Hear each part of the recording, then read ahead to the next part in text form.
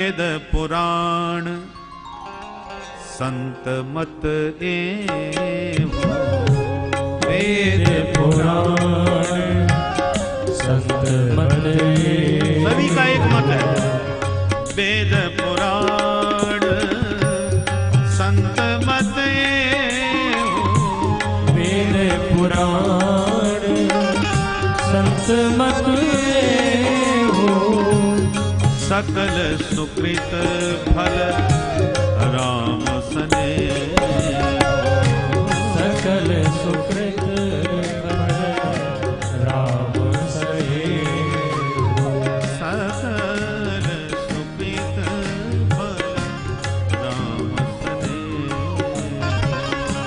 सकल सुकृत फल राम सने।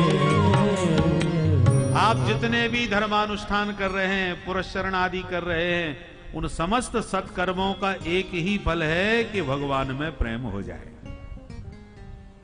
चित्त जो देखो, ये जितने भी अच्छे कर्म हैं, सत्कर्म हैं, इनसे धीरे धीरे चित्त शुद्ध होता है। और जब चित्त शुद्ध होगा तभी उसमें भगवान का प्रेम जगेगा।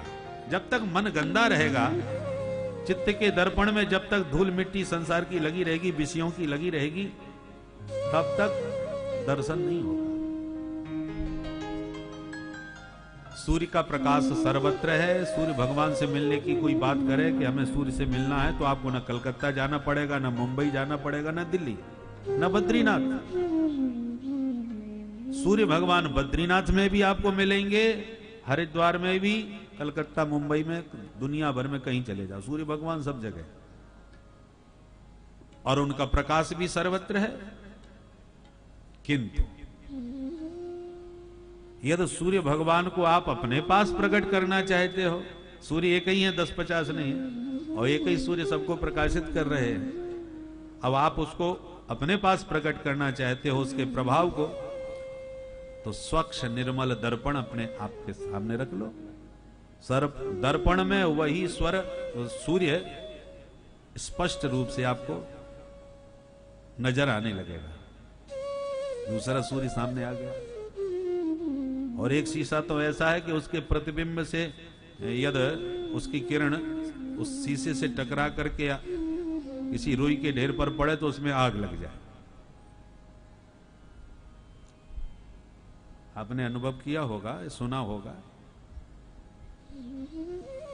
कि सूर्य की किरण शीशा पर पड़े और शीशे से निकला हुआ जो प्रकाश है वो आग लगा सकता है, माने अग्नि तत्व का प्रकट भी हो जाता है।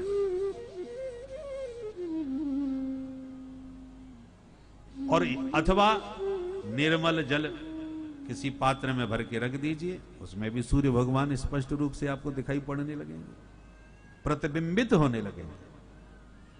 सूर्य एक हैं, घड़े लाखों भी रख दो और किसी भी विश्व के कोने में रख दो, वही सूर्य हर घड़े में आपको दिखाई पड़ेगा। हजारों सूर्य नहीं है, सूर्य एक ही है, पर हजारों घड़ों में एक साथ दिखाई पड़ता है। उसी प्रकार परमात्मा एक ही हैं, एकम सद्विप्रा बहुधा वदन्ति, किंतु वही हर घट में प्रकट हो जाता है। ईश्वर सर्वभूतानां हृदय सेर्जुन तिष्ठति, सबके हृदय में वही, एक होने पर भी अनेकता में दिखते हैं। प्रेम ते प्रगट होय में जाना, हरि व्यापक सर्वत्र समाना। सब जगह समाये हुए हैं, कहीं आने जाने की जरूरत नहीं है।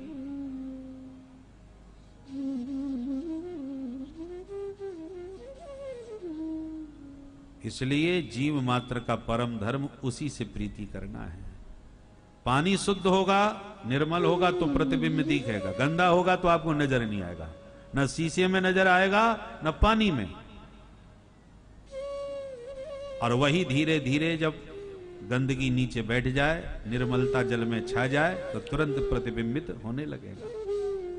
तो इन सत्कर्मों से आप गायत्री जाप कर रहे हो, धर्मानुष्ठान कर रहे हो, एकादशी व्रत कर रहे हो, इन समस्त कर्मों से, सत्कर्मों से चित्त शुद्ध होता है। चित्त में विषयों की जो गंदगी पड़ी है वो शांत होती है, और विषय विनिर्मुक्त जब चित्त होता है तो उसमें परमात्मा का दर्शन प्रत्यक्ष होने लगता है। चित्तम चिद भी जानियात तकार रहितो यदि। एक है चित्त और एक होता है चित्त। चित्त माने ज्ञान। चित्त परमात्मा का स्वरूप है, क्योंकि भगवान सच्चिदानंद रूपाय। चित्त तो परमात्मा का स्वरूप है। अब हमें अपने चित्त में ही उस चित्त चोर को बैठाना है, तो कैसे बैठेगा? बोले जो चित्त, चित्त लिखते समय 2 तकार का प्रयोग कर रहे हैं। ची के आगे आधा ता और पूरा ता, तब चित्त। अब चित्त में से एक ता यदि निकल गया तो चित्त रह गया। उसी प्रकार हमें इस चित्त को ही चित्त करके चित्त बनाना है। शब्दों पर ध्यान देना। जो हमारा चित्त है उसमें से कुछ ऐसा करो प्रयास कि एक तकार का विलोप हो जाए। उसे लड़ना पड़ेगा, कुछ करना पड़ेगा, ऐसे नहीं होगा बातों से। साधना शक्ति के द्वारा जब चित्त को आप चित्त कर लोगे तो उसमें से तकार का विलोप हो जाएगा। चित्त को बस में करते ही योगश्चित्त वृत्ति निरोधा। योग का भी तो शुभारंभ यहीं से होता है। चित्त वृत्ति का निरोध करो। तो चित्त को चित्त करते ही उसके तकार का विलोप हो जाएगा, फिर चित्त बन के रह जाएगा। चित्त आनंद स्वरूप है, चित्त ज्ञान स्वरूप है, चित्त परमात्मा का ही स्वरूप है। तो चित्तम चिद विजानीयात तकार रहितो यदि। तो ये तकार रहित होगा कैसे? ये तकार है क्या चीज? बोले तकारो विषयाध्यास। विषयों में जो आसक्ति है यही तकार का स्वरूप है।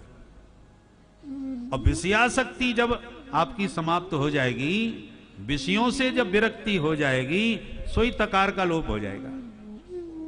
तो जब तक विषयों में आसक्ति है तब तक समझ लो ये चित्त बना है, और जिस दिन विषयासक्ति समाप्त हो जाएगी उसी दिन ये चित्त हो जाएगा।